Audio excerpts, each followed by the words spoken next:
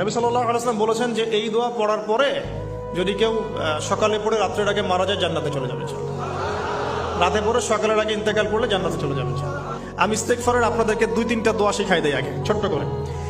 1 number, যারা একটু পড়াশোনা করেন মাশাআল্লাহ তারা এইটা পড়বেন, সাইয়্যিদুল ইস্তেগফার। সাইয়্যিদুল ইস্তেগফার আমার সাথে বলবেন, আল্লাহুম্মা আনতা রাব্বি লা ইলাহা ইল্লা আনতা খালাকতানি আনা আবদুক ওয়া আনা আলা আহদিক ওয়া ওয়া'দিকা মাস্তাতা'ত আউযু বিকা মিন শাররি মা সানা'ত আবুউ লাক বিনি'মাতিকা আলাই ওয়া আবুউ বিযানবি ফাগফিরলি ফাইন্নাহু লা ইয়াগফিরুয যুনুবা ইল্লা আনতা।